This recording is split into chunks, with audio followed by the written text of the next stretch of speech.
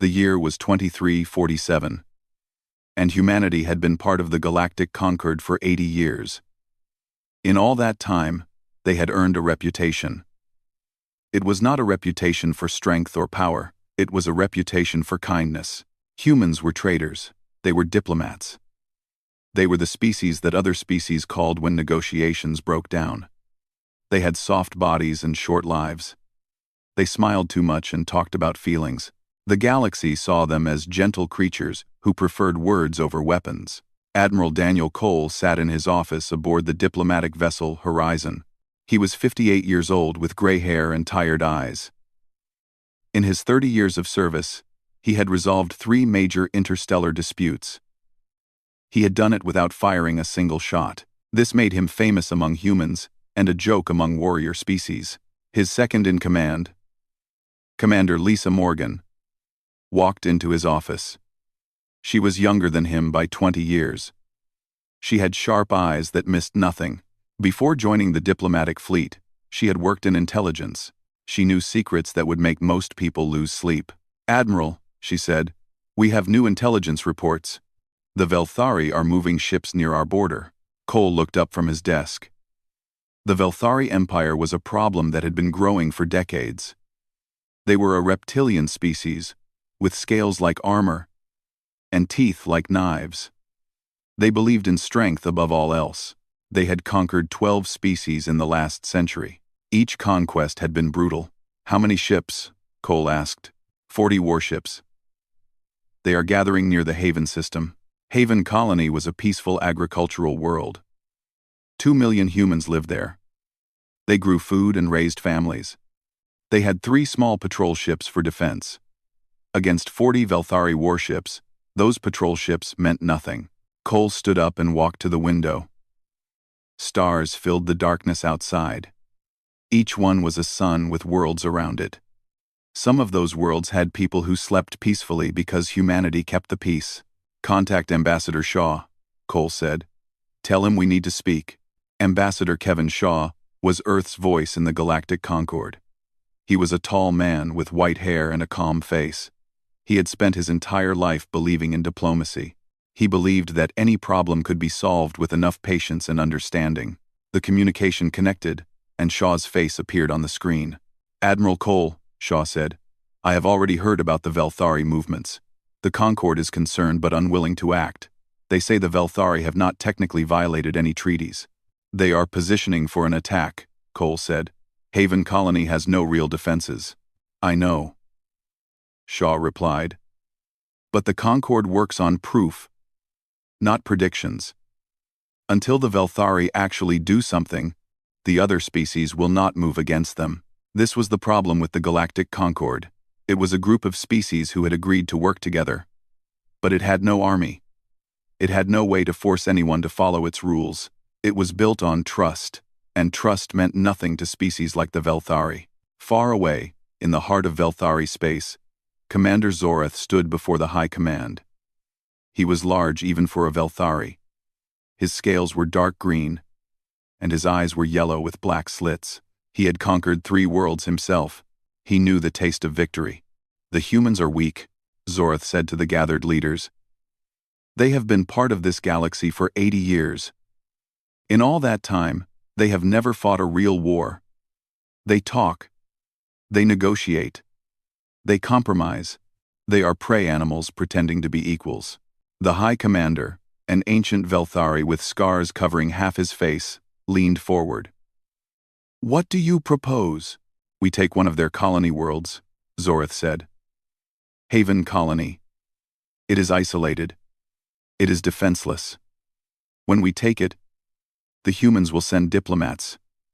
They will offer us things to leave. We will take those things and keep the colony. Then, we will take another. And another. Until humanity serves us." The High Commander considered this. The Velthari had been watching humanity for decades. Everything they saw confirmed their belief. Humans were soft. Humans were weak. Humans would rather give up their worlds than fight for them. "You have permission," the High Commander said. "Take Haven Colony. Show the galaxy what happens to weak species." Zorath smiled. showing rows of sharp teeth. This would be easy. On Haven Colony, life continued as normal. Governor Amy Brooks walked through the capital city. She was a woman in her 50s with short brown hair and a no-nonsense attitude. Before becoming governor, she had been a Marine. She had seen combat on distant worlds. But that was long ago. Now she managed farms and schools and hospitals. Children ran past her, laughing. Farmers drove vehicles loaded with crops. The sun was warm, and the sky was blue. It was a perfect day on a perfect world. Captain Nathan Perry met her near the government building. He commanded the colony's defense force. 3 patrol ships. 50 Marines. It was enough to handle pirates or small emergencies. It was not enough to handle an invasion. Governor, Perry said. I have been monitoring Velthari communications. Something is happening. They are talking about us. Brooks stopped walking. She knew that tone. She had used that tone herself, long ago, when she sensed danger approaching. What are they saying? She asked. I cannot decode most of it, Perry admitted. But I keep hearing Haven mentioned. And I keep hearing the word for prey. Brooks looked at the peaceful city around her. 2 million people lived here. Families, children, people who had never known war and never wanted to know it. Contact Earth Command, she said. Tell them, we may have a problem. She did not know that it was already too late. The Velthari fleet was already moving. 40 warships carrying 10,000 soldiers. They were coming for Haven Colony. They were coming for her people, and they were certain that humanity would do nothing to stop them. In his office, Admiral Cole received the intelligence update. The Velthari fleet had entered the Haven system. They had sent no warning. They had made no demands. They had simply arrived with weapons ready. The colony's distress signal reached him moments later. Governor Brooks was requesting immediate assistance. Her voice was calm, but Cole could hear the fear beneath it. She knew what was coming. She knew her 3 patrol ships could not stop it. Cole turned to Commander Morgan. His face was still calm. His voice was still gentle. But Morgan had known him for 10 years. She saw something in his eyes that she had never seen before. Contact Earth Command, Cole said. Priority Alpha. Tell them Haven Colony is under attack. Morgan nodded and left to send the message. Cole remained at the window, staring at the stars. The galaxy thought it knew humanity. The galaxy thought humans were soft and weak and harmless. The galaxy was about to learn how wrong it was. The Velthari fleet hung in space like a wall of death. 40 warships formed a circle around Haven Colony. Each ship was massive, covered in weapons and armor. Together, they carried enough firepower to burn the entire planet. Commander Zorath stood on the bridge of his flagship, the Conqueror. He watched the small blue world on his view screen. 2 million humans lived down there. Soon, they would belong to him. Open a channel to the colony, Zorath commanded. His communications officer obeyed. A moment later, Governor Amy Brooks appeared on the screen. She stood straight with her hands behind her back. Her face showed no fear, even though Zorath knew she must be terrified. I am Commander Zorath of the Velthari Empire, he said. You have 48 hours to surrender your colony. If you do not surrender, we will begin bombardment. Every city will burn. Every human will die. The choice is yours. Brooks did not blink. This colony is under the protection of the Galactic Concord. An attack on us is an attack on the entire alliance. Zorath laughed. It was a harsh sound like rocks grinding together. The Concord will do nothing. They will send messages expressing concern. They will hold meetings. And while they talk, your people will die. Surrender now, and some of you may live as our servants. The communication ended. Zorath turned to his officers with satisfaction. The human female was trying to be brave. It would not matter. Humans always surrendered in the end. On the planet below, Governor Brooks turned to Captain Perry. Her calm expression cracked slightly. She was a former Marine. She had faced death before, but she had never been responsible for 2 million lives. Begin evacuation procedures, she said. Get everyone to the emergency shelters. Load as many people onto transport ships as possible. Perry shook his head slowly. Governor, we cannot evacuate 2 million people in 48 hours. We have transport capacity for maybe 50,000. The rest will be trapped here. Brooks knew this. She had known it the moment she saw the Velthari fleet. But she had to try. She had to do something. Then we evacuate the children first, she said. As many as we can. And we pray that help arrives in time. Far away, at the Galactic Concord headquarters, Ambassador Kevin Shaw was shouting. He never shouted. He was known for his calm voice and patient manner. But today, patience had run out.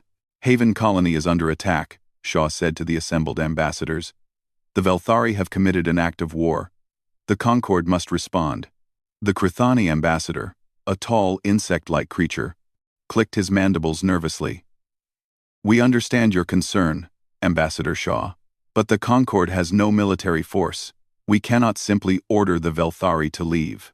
Then send your own ships, Shaw demanded. Your species has a fleet. So do the Mordath. So do a dozen others. Together, you could stop this. Silence filled the chamber. The other ambassadors looked at each other but said nothing. Shaw understood. They were afraid. The Velthari were powerful, and no one wanted to make them angry. It was easier to sacrifice one human colony than to risk war. You are cowards, Shaw said quietly. All of you. He walked out of the chamber. He had work to do. Admiral Cole arrived at Haven Colony 12 hours later. His diplomatic vessel, the Horizon, was accompanied by 2 small frigates. Together, they looked like toys compared to the Velthari fleet. Commander Morgan studied the tactical display. 40 warships against our 3. They have us outgunned by a factor of 50. I can count, Commander, Cole said calmly. Sir, what exactly are we doing here? We cannot fight them. We cannot stop them. Cole turned to look at her. His face was peaceful, almost serene. We are here to give them one last chance. He ordered a communication channel open to the Velthari flagship. Zorath's face appeared on the screen. The reptilian commander looked amused to see the tiny human fleet. Admiral Cole, Zorath said, I know your name. You are the human who talks enemies to death. Have you come to bore me with words? Cole smiled slightly. Commander Zorath, I am here to negotiate. The Galactic Concord is concerned about this situation. Perhaps we can find a solution that benefits everyone. Zorath leaned forward, his yellow eyes gleaming. Here is my solution. You give us this colony. You give us 10 more colonies. You pay us tribute every year. And in exchange, we do not destroy your entire species. That seems extreme, Cole said. What if we offered trade agreements instead? Economic partnerships? Cultural exchanges? Zorath laughed again. Every Velthari officer on his bridge laughed with him. The sound echoed through the communication channel. You are exactly what I expected, Zorath said. Weak. Pathetic. You stand there with your tiny ships and talk about trade agreements, while my fleet prepares to kill millions of your people. This is why the galaxy will never respect humanity. You are not warriors. You are not even prey. You are simply nothing. Cole's expression did not change. I understand your position, but I must ask one more time. Will you withdraw your fleet peacefully? I will withdraw my fleet over the ashes of your colony, Zorath snarled. We are done talking. He reached to end the communication.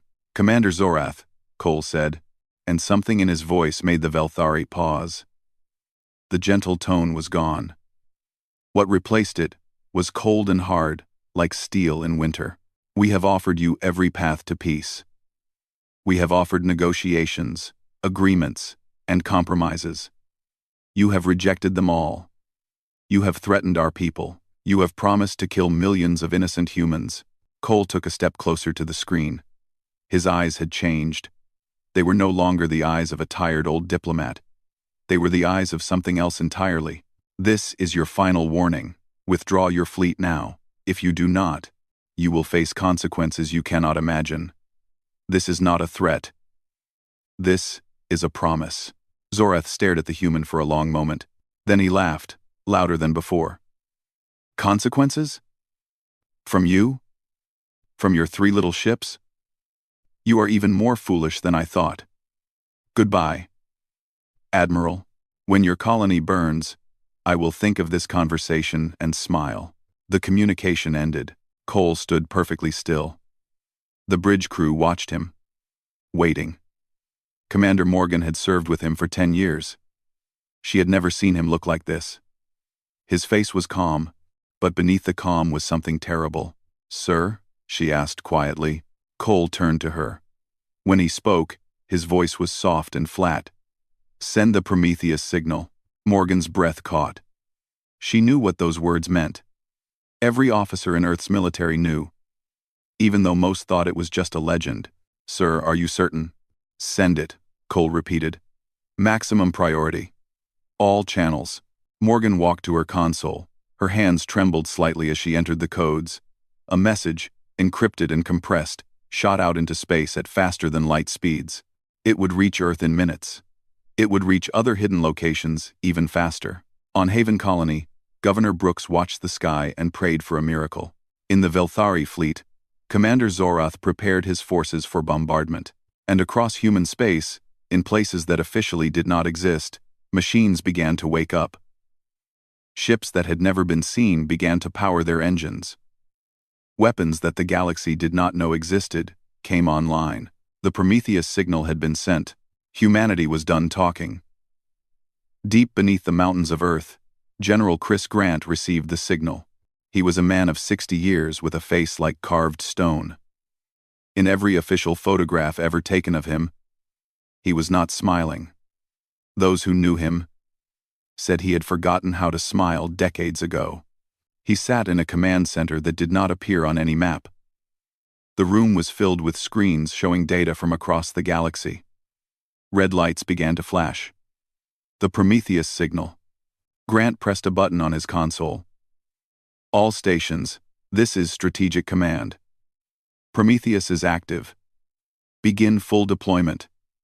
Authorization code Omega-77. Across the room, Dr. Megan Ford looked up from her workstation.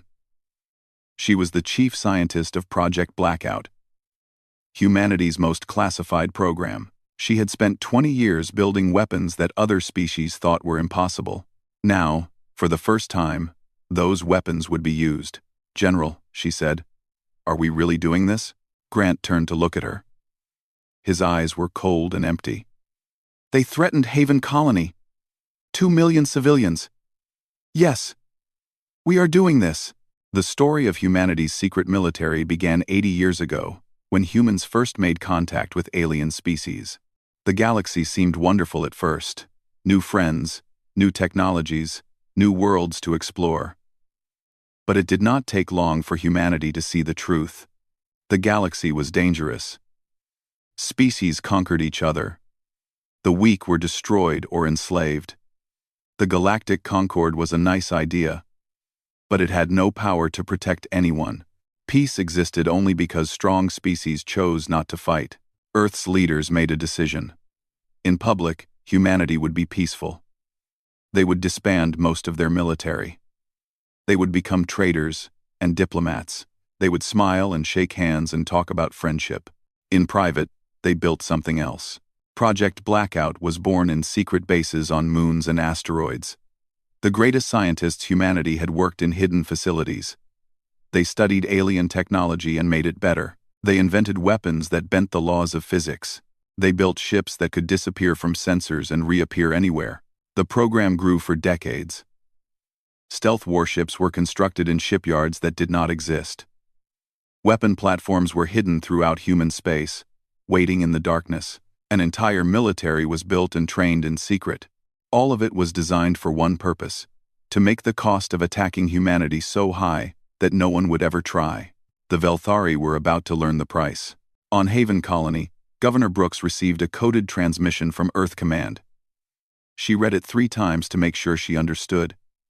Then she turned to Captain Perry with wide eyes. Help is coming, she said. Real help. How many ships? Perry asked. Brooks looked at the message again. The number seemed impossible. 47 warships. They will arrive in 6 hours. Perry stared at her. That cannot be right. Earth's entire fleet is 30 ships, and most of those are patrol vessels. Apparently, Brooks said slowly, we have more than anyone knew. In the Galactic Concord headquarters, alarms began to sound. The Crithani ambassador rushed to the sensor displays. What he saw made his 4 arms tremble. Human ships were appearing across the galaxy. Not tens of ships. Hundreds. They were coming out of nowhere, dropping their stealth fields and announcing their presence. The sensors showed warships larger than anything the Concord had recorded. They showed weapons that did not match any known technology. Where did these come from? The Crithani demanded. No one had an answer. Commander Zorath received the same reports aboard his flagship. His officers brought him sensor data showing the massive fleet movements. He read the numbers and refused to believe them. This is impossible, he said. Human intelligence said they have 30 combat ships. Our spies confirmed this. Commander, his sensor officer said nervously, we are detecting 47 human warships entering the Haven system. They are using some kind of stealth technology. We only see them when they want to be seen.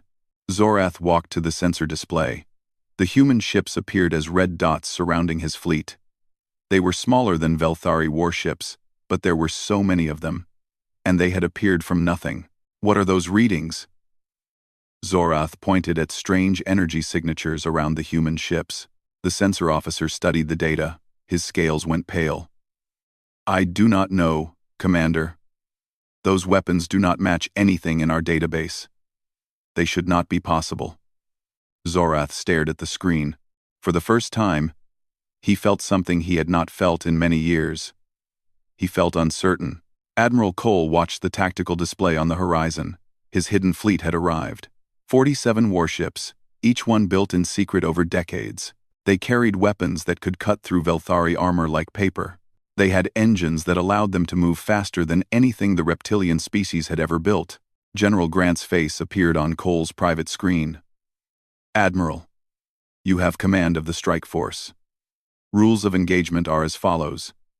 Disable enemy ships where possible. Minimize casualties on both sides. No bombardment of civilian targets. We are not here for revenge. We are here to remove a threat. Understood, General, Cole said. One more thing, Grant added. Make it fast. Make it clean. And make sure the galaxy sees exactly what happened. We want every species to understand what they are dealing with. Cole nodded and ended the communication. He turned to Commander Morgan. She stood ready at her station, waiting for orders. Open a channel to the Velthari fleet, Cole said. Zorath's face appeared on the screen once again. The reptilian commander did not look amused anymore. He looked angry and confused. Admiral Cole, Zorath growled. Where did these ships come from? Our intelligence said your species had no real military. Quote, your intelligence was wrong, Cole replied. Your spies saw what we wanted them to see. For 80 years, we have been preparing for this moment. We hoped it would never come. We hoped species like yours would leave us in peace, but you did not, and now you will face the consequences. You are bluffing, Zorath said. But his voice was not as confident as before. Those ships cannot be what they appear to be. Cole smiled. But there was no warmth in it. Commander Zorath, I gave you a final warning. You laughed at me. You called humanity weak and pathetic. You promised to burn our colony and kill millions of innocent people. He leaned forward, and his voice became quiet and cold. You were warned. This is what happens to those who threaten humanity. He ended the communication. All ships, Cole broadcast to the human fleet. This is Admiral Cole. You have your targets. You have your orders. Weapons free. 47 human warships moved forward as one. Their weapons began to charge with energy that glowed like captured stars. The Velthari fleet, which had seemed so powerful just hours ago, suddenly looked very small. The battle for Haven Colony was about to begin, and it would change the galaxy forever. The first shot came without warning. A human destroyer named the Silent Thunder fired a single kinetic round. The projectile was small, no bigger than a human fist, but it traveled at nearly the speed of light. It crossed the distance between the two fleets in less than a second. The round struck the Velthari warship Devastator. It punched through the armor like the armor was made of paper. It destroyed the main weapons array and continued out the other side. The entire attack took 2 seconds. The Devastator, a ship that had conquered 3 worlds, was now floating helplessly with no way to fight back. Commander Zorath watched in horror. "Return fire!" he screamed. "All ships, return fire!" The Velthari fleet responded. Hundreds of energy weapons opened fire on the human ships. Plasma bolts and laser beams filled the space between the two fleets. It was enough firepower to destroy a small moon. None of it hit anything. The human ships moved like ghosts. They were where the Velthari sensors said they were not. Every targeting solution was wrong. Every shot missed by kilometers. The Velthari weapons could not lock onto targets that seemed to exist in multiple places at once. "What is happening?" Zorath demanded. "Why can we not hit them?" His sensor officer was shaking. "Their ships are using some kind of sensor disruption. Our computers cannot track them. It is like trying to catch smoke with your hands." The human fleet attacked in perfect coordination. Each ship knew exactly where to strike. They targeted weapon systems, engine cores, and command bridges. They avoided reactor chambers and crew quarters. They were not trying to kill. They were trying to disable. The Velthari cruiser Ironclaw lost its engines to a directed energy beam that cut through its armor like a hot knife through butter. The destroyer Bloodfang had its weapons melted by weapons that should not have existed. Ship after ship fell silent, drifting dead in space with crews alive but helpless. Admiral Cole watched the battle from the horizon. The tactical display showed his fleet moving through the Velthari formation like wolves among sheep. His ships were taking no damage. The enemy could not touch them. "Time since engagement began?" he asked. 4 minutes, Admiral," Commander Morgan replied. 18 enemy ships disabled. 0 casualties on our side." Cole nodded. This was exactly what Project Blackout had been designed to do. Decades of preparation. Trillions of credits spent. All for this moment. The Velthari had believed humans were weak because humans chose not to fight. They never considered that humans might be preparing for the day when fighting became necessary. On the Velthari flagship Conqueror, chaos ruled.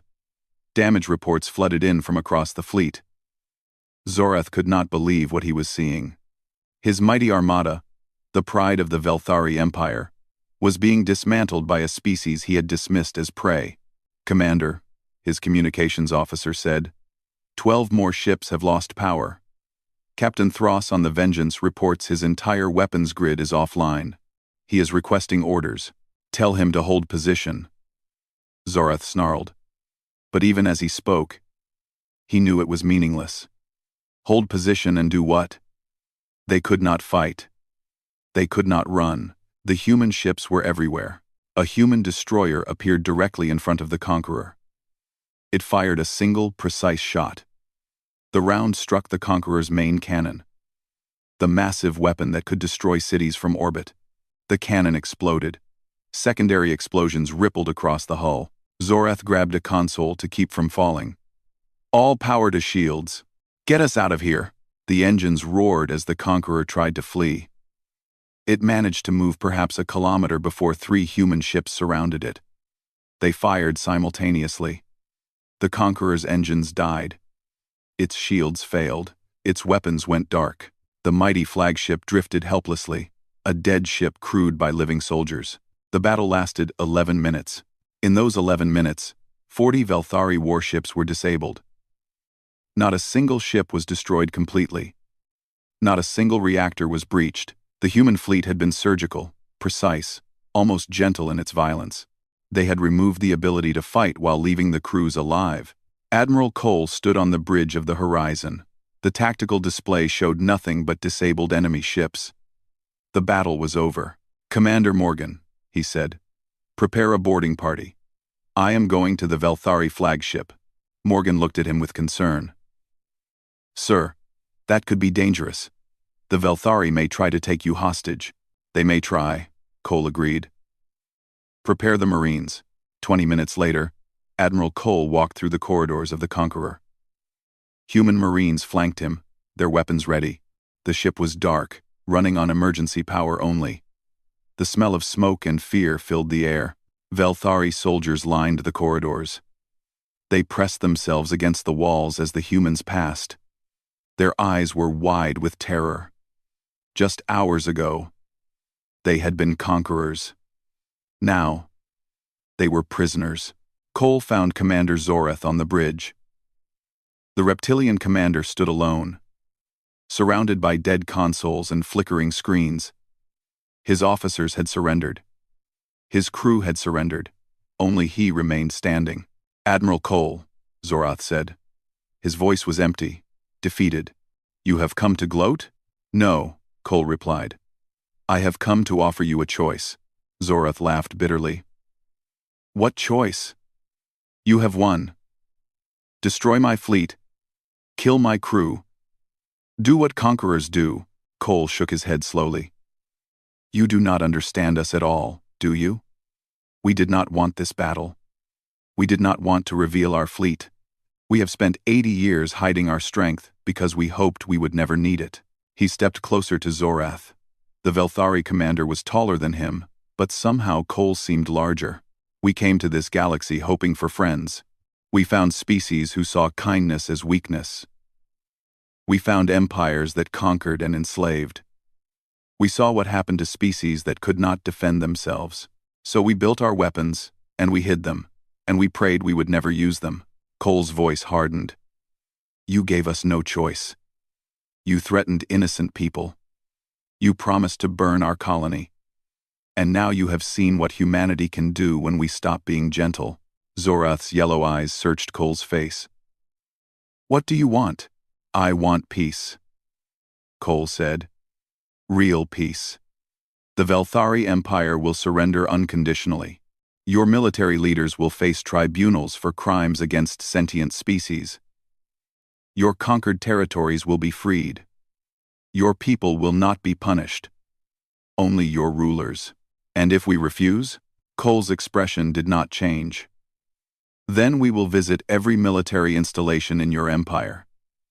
We will disable every warship, every weapon platform, every soldier. We will take apart your ability to wage war piece by piece, and we will keep going until there is nothing left to refuse with. Zorath was silent for a long moment. He had commanded fleets. He had conquered worlds. He had never known defeat until today. We surrender, he said finally. The words seemed to physically hurt him. Cole nodded. A wise choice. He turned to leave, then stopped. Commander Zorath, remember this day. Remember what happened when you threatened humanity. Tell your people. Tell everyone. We do not want war, but if war comes to us, we do not negotiate. We end it, quickly, precisely, and completely. He walked out of the bridge, leaving Zorath alone with the ruins of his empire. 3 months had passed since the Battle of Haven Colony. The galaxy had changed in ways that no one could have predicted. The Velthari Empire was finished. Its military leaders sat in cells, waiting for their trials. Its conquered territories had declared independence. Its people, ordinary citizens who had never asked for war, were trying to rebuild their lives without the empire that had defined them for centuries. Ambassador Kevin Shaw stood before the Galactic Concord. The same chamber that had refused to help humanity now listened in complete silence. Every species in the galaxy had sent representatives. They all wanted to hear what humanity had to say. 3 months ago, Shaw began. The Velthari Empire attacked Haven Colony. They expected us to surrender. They expected us to negotiate while our people died. They were wrong. He paused, looking around the chamber at the hundreds of alien faces. For 80 years, humanity has been part of this concord. We have traded with you. We have helped resolve your disputes. We have asked for nothing but friendship and fair treatment. And in all that time, we have hidden a secret. Shaw pressed a button on his console. Images appeared on every screen in the chamber. human warships, weapon platforms, military bases that had existed for decades without anyone knowing. We built these weapons hoping never to use them. We watched the galaxy. We saw strong species prey on weak ones. We saw the Concord fail to protect anyone. We knew that someday, someone would come for us. So we prepared. The Crethani ambassador raised one of his forearms. Ambassador Shaw, why did humanity hide this capability? Why not reveal it and deter aggression openly? Shaw smiled sadly. Because we did not want to be feared. We wanted to be friends. We wanted to believe that if we were kind enough, patient enough, the galaxy would accept us in peace. We were wrong about that too. He straightened his shoulders and spoke more firmly. Let me be clear about something. Humanity does not seek empire. We do not want to conquer anyone. We have no interest in ruling other species. What happened to the Velthari was not conquest. It was defense. They attacked our people. We stopped them. That is all. He looked directly at the Mordath ambassador, then at the Crethani, then at representatives of a dozen other aggressive species. But make no mistake. If anyone else threatens human civilians, they will face the same response. We will not negotiate with those who kill our people. We will not make deals with those who bomb our colonies. We will end the threat, quickly and completely. And then, we will offer the survivors a choice. Peace, or more of the same. The chamber was absolutely silent. We are still the same humans you have known for 80 years, Shaw continued, his voice softening. We still believe in diplomacy. We still prefer talking to fighting. We will still help resolve your disputes and trade fairly with everyone. But we are done pretending to be helpless. The galaxy knows what we are now. We are people who want peace, but are prepared for war. He gathered his notes and prepared to leave. The Velthari attacked us, and we stopped them. Their people are not being punished. Their cities are not being bombed. Their children are not being enslaved. This is how humanity wages war. Precisely. Surgically. And then, we extend a hand to help rebuild. Think about that before anyone else decides to test us. Shaw walked out of the chamber. Behind him, the galaxy's representatives sat in stunned silence. In the weeks that followed, many things changed. The Crethani Empire quietly cancelled its planned expansion into neutral territory. The Mordath Collective began diplomatic talks with species they had threatened for decades. Aggressive posturing across the galaxy decreased dramatically. No one wanted to be the next Velthari. Admiral Daniel Cole did not return to active service. He retired to a small house on Earth, in a quiet town far from any military installation. He was offered medals, parades, and honors. He refused them all. Commander Lisa Morgan visited him 1 month after the battle. She found him sitting in his garden, watching birds fly overhead. "Admiral," she said, sitting beside him. "The fleet wants to honor you. The government wants to give you the highest decorations. Why do you refuse?" Cole was quiet for a long moment. "Because what we did was not honorable, Lisa. It was necessary. Those are different things. We saved 2 million people, yes, and we revealed ourselves to the galaxy. We showed everyone what humanity is capable of. We became what we spent 80 years pretending not to be." He shook his head slowly. "I do not regret it. I would do it again. But I will not celebrate it." Morgan understood. The Admiral had spent 30 years building peace. In 11 minutes, he had become an instrument of war. Both things were true about him. Both things would always be true. "What will you do now?" she asked. "Grow vegetables," Cole said with a faint smile. "Watch birds. Try to remember what peace feels like." On Haven Colony, 1 year had passed since the attack. The cities that had prepared for bombardment now bustled with life. Children who had hidden in shelters now played in parks. Families who had said goodbye forever now ate dinner together. Governor Amy Brooks stood at the spaceport, watching a ship descend through the clouds. It was a transport vessel carrying unusual passengers. Velthari refugees. Captain Nathan Perry stood beside her. his hand resting on his sidearm. "Governor, are you sure about this?"